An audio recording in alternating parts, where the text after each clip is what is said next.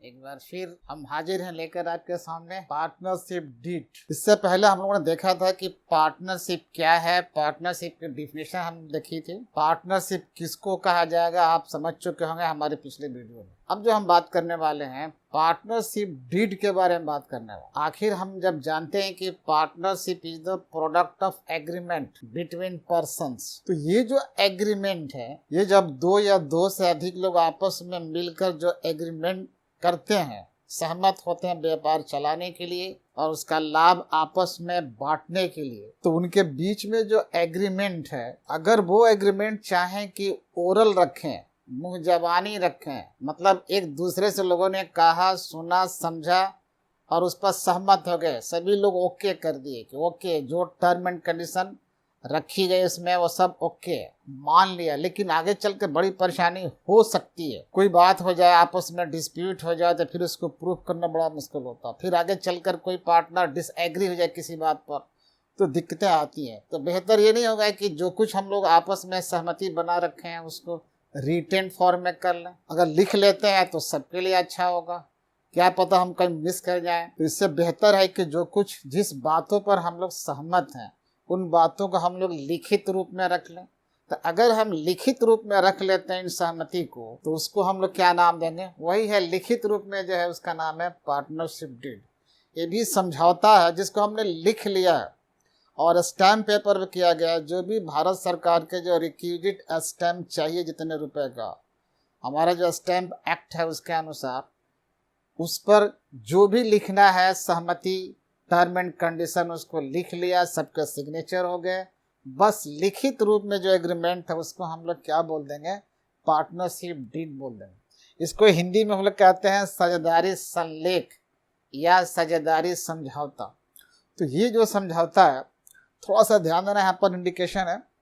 ये जो पार्टनरशिप जो है, जैसा कि हम लोग जानते हैं partnership is the result of agreement. If there is no agreement between partners then there is no imagination of partnership business.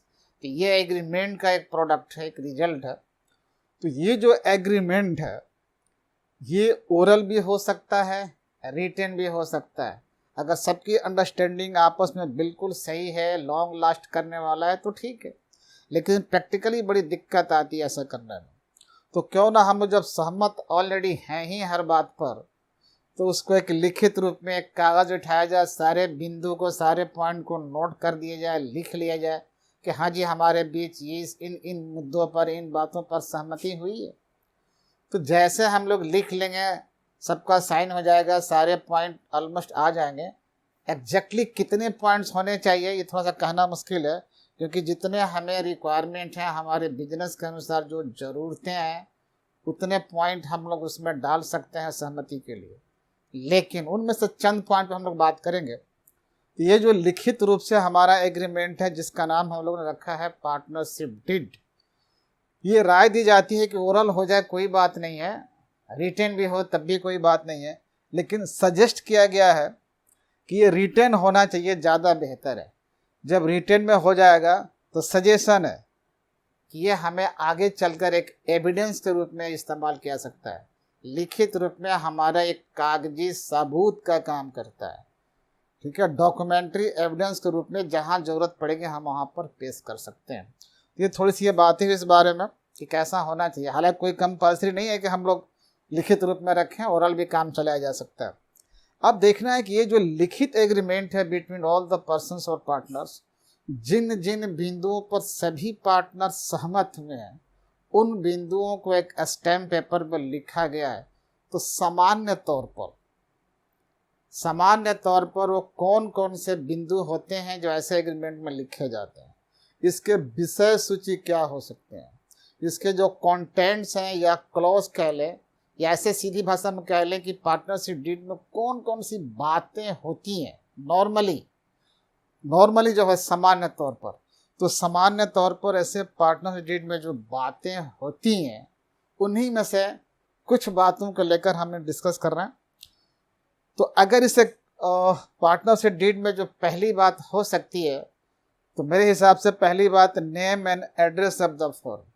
इस पार्टनरशिप फर्म का नाम क्या है, ये पार्टनरशिप फर्म कहाँ सिचुएटेड है, क्या लोकेशन है, उसका एड्रेस चाहिए। तो उसका नाम आ गया, पार्टनरशिप डीड में ऊपर आप लिख दीजिए फर्म का ये नाम है, यहाँ लोकेशन है। एक बात ये हो गई, सब लोग सहमत हैं इस लोकेशन पर। अगर दूसरी बात उसमें लिखना चाहें तो जितने पार्टनर हमारे हैं, जितने पर्सन्स आपस में एग्रीमेंट बना रखे हैं पार्टनरशिप बिजनेस कैरी ऑन करने के लिए, उन सभी पार्टनर्स का नाम होना चाहिए, उनके पते होने चाहिए, उनका पेशा होना चाहिए, क्या करते हैं वो लोग, कौन सा पेशा है, और साथ ही साथ उनका सिग्नेचर भी होना चाहिए। सब लोग उस पर साइन कर देते हैं। तो सेकेंड टर्म या सेकेंड जो पॉइंट है ये होना चाहिए।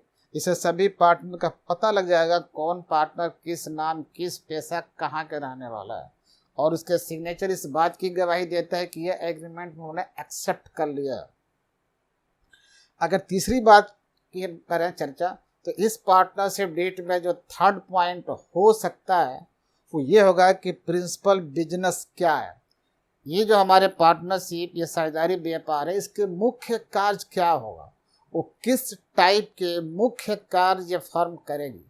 हालांकि सहायक कार्य भी कर सकती है जो उसके ऑब्जेक्टिव क्लॉज में कहीं होगा, तो साथ में भले और कोई काम करे, लेकिन मेन फंक्शन किस काम को करने के लिए ऐसे पार्टनरशिप फर्म का एस्टेब्लिश किया जा रहा है, तो वो मुख्य काम का नाम बताना है, क्या करना है, रोड बनाना है, सड़क बनाना है, सैलून चलाना है, ब्यूटी पार्लर चलाना है, या कपड़ा बेचना है, इंस्टीट्यूशन चलाना है, क्या करना है। मतलब जो मेन पर्पस है इस बिजनेस को, कौन सा बिजनेस करना है इस फर्म के द्वारा, तो उसका नाम लिख दिया जाए इस पर। जो चौथे पॉइंट की हम लोग बात करेंगे, नेचर ऑफ बिजनेस, क्या नेचर होगा जो ये फर्म बिजनेस कैरी ऑन करेगी, तो किस टाइप का क्या नेचर होगा उस बिजनेस का, उसका नेचर भी लिखना इस पर जरूरी हो जाता है। पांचवा पॉइंट है date of commencement of partnership. जो एग्रीमेंट हम लोगों ने रिटेन किया है जिस फर्म के बारे में, जिस पार्टनरशिप बिजनेस के बारे में, चलो तैयार तो हो गया एग्रीमेंट, लेकिन ये लागू कब से होगा, ये हमारे जो पार्टनरशिप बिजनेस आखिर कब से फंक्शन करना शुरू करेगी। अगर हमने अभी बना लिया, सब ओके कर लिया है, तो कब से शुरू करना है, एक डेट डाल दिया उसका, और उसी डेट से इफेक्टिव माना जाएगा, व्यापार शुरू करने का डेट डाल दिया। तो पांचवा पॉइंट के रूप में ये भी है। Rules regarding operation of bank account. अगर हमारे फर्म के नाम से या किसी के इंडिविजुअल नेम में बैंक अकाउंट है, तो आखिर उस बैंक अकाउंट का ऑपरेशन कैसे होगा, संचालन कैसे होगा। इसका मतलब क्या है कि कई पार्टनर हैं, तो क्या सारे पार्टनर के नाम से अकाउंट खुलेगा, ऐसा नहीं है। तो किस किस के नाम से अकाउंट खुलेगा, कौन पैसा विड्रॉ करेगा, कैसे विड्रॉ किया जाएगा, किस तरह होगा, इन तमाम मुद्दों की चर्चा इस एग्रीमेंट में होने चाहिए। इसके बाद जो है रूल्स रिगार्डिंग तो हो गया, और सातवां पॉइंट है capital to be contributed by each partner. जितने हमारे पार्टनर हैं इस फर्म में, वो लोग कितना कितना कैपिटल लगाएंगे, इसमें सबका बराबर कैपिटल होगा या कम बेस भी होगा। मतलब कैपिटल के बारे में पूरे डिटेल इंफॉर्मेशन इस डीड में देना चाहिए। ये कैपिटल के बारे में ये साल में कई बार लगा सकते हैं या एक बार लगाए जो फाइनल हो गया, सबका इक्वल होगा या अनइक्वल होगा, क्या करना पड़ेगा। तो टोटल कैपिटल के बारे में जो डिटेल है उस पॉइंट पर इसमें चर्चा होनी चाहिए। जो आठवां पॉइंट है interest on capital and drawings. Interest on capital and drawings, कई बार ऐसा होता है कि पार्टनरशिप डीड में कैपिटल पर इंटरेस्ट की भी बात होती है और सिमिलरली और ड्राइंग पर भी बात होती है। तो अगर सभी पार्टनर सहमत हैं तो इस बात को एग्रीमेंट में लिख दीजिए कि हाँ भाई, कैपिटल जो लगा है, जिसका लगा है उस पर इंटरेस्ट दिया जाएगा, तो किस रेट से दिया जाएगा। और सिमिलरली कोई बंदा विड्रॉ करता है पर्सनल यूज़ के लिए, तो उस पर इंटरेस्ट लिया जाएगा, तो किस रेट से लिया जाएगा। तो इंटरेस्ट के बारे में कोई टर्म एंड कंडीशन है, सभी पार्टनर के बीच में सहमति बनती है, तो उसके बारे में भी चर्चा इस डीड में होनी चाहिए कि ब्याज नहीं लगेगा या ब्याज लगेगा, कैपिटल पर लगेगा या ड्राइंग पर लगेगा या दोनों पर लगेगा। इस संबंध में चर्चा उस पर होनी चाहिए, लिखित रूप में आ जा। जो 9 पॉइंट है सैलरी या कमीशन या बोनस इट इज पार्टनर। कई बार ऐसा होता है कि जो एक्टिंग पार्टनर होता है, जो पूरे देखभाल करता है, जो पूरे उसका जो डे टू डे फंक्शनिंग संभालता है, उसके मन में होती है कि भाई हम तो डेली काम कर रहे हैं, बाकी लोग नहीं आ रहे हैं। तो ये जो बात होती है, उस चाहता है कि हमें अलग से सैलरी मिले या बोनस मिले या कमीशन मिले।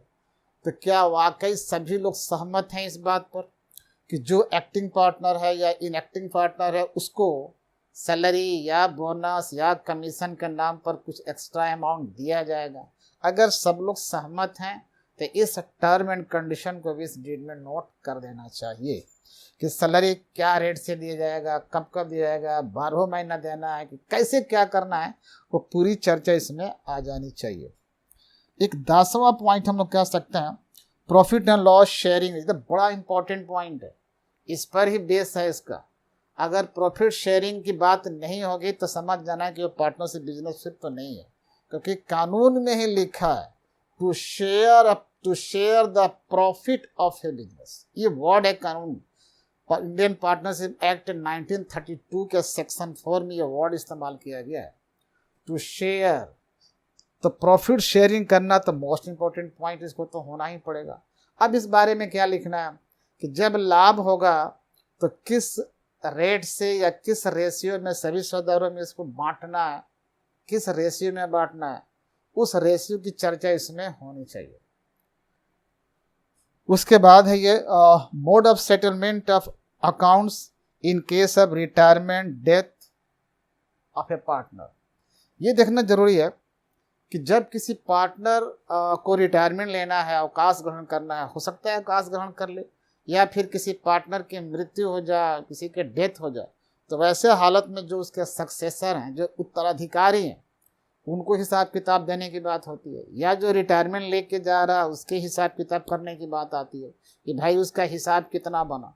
तो इस संबंध में कोई टर्म एंड कंडीशन है कि किसी के रिटायरमेंट लेने पर उसका हिसाब किताब हम लोग कैसे करेंगे, उसके अकाउंट को सेटलमेंट कैसे किया जाएगा, या किसी की मृत्यु हो जाती है तो उसके जो हिसाब किताब, उसके अकाउंट के हिसाब किताब कैसे करना है, इस पॉइंट पर चर्चा होनी चाहिए। सबकी सहमति बनेगी, वो पॉइंट को इसमें डाल दीजिए। तो क्या तरीके हैं, कैसे पेमेंट करना है, कैसे हिसाब करना है, उसमें गुडविल की बात आ जाती है। तो गुडविल का मूल्यांकन या वैल्यूएशन उस केस में कैसे होगा, कौन सा मेथड अपनाया जाएगा, उन तमाम मुद्दों पर इसमें चर्चा होनी चाहिए। तो इस प्रकार ये बात समझ गए। 11वां पॉइंट है। 12वां पॉइंट में यह है कि rights, duties and liabilities of each partner. Her partner के क्या क्या राइट हो सकते हैं, मेंशन होना चाहिए उसमें। हर पार्टनर के क्या लायबिलिटीज होगी, क्या उनके ड्यूटीज होंगे, किसको क्या करना, एक डिवीजन ऑफ वर्क करना पड़ेगा, उनके राइट, लायबिलिटीज, इस सबको डिफाइन करना पड़ेगा। तो ज़्यादा क्लियर रहता है, किसी को भ्रम नहीं रहता, स्पष्ट रूप से मेंशन किया गया है तो बंदा उसी हिसाब से काम करता है। तो इस बात की भी चर्चा होना चाहिए कि हर पार्टनर के क्या क्या राइट होंगे, क्या कर सकते हैं। जो 13 पॉइंट है इसमें लिखा है मोड ऑफ ऑडिटर्स अपॉइंटमेंट। अगर ज़रूरत पड़ती है कि हाँ भाई ऑडिटर चाहिए, खातों भाई की जांच करनी है, तो किस ऑडिटर को रखा जाएगा, उसका अपॉइंटमेंट करने के क्या तरीके होंगे।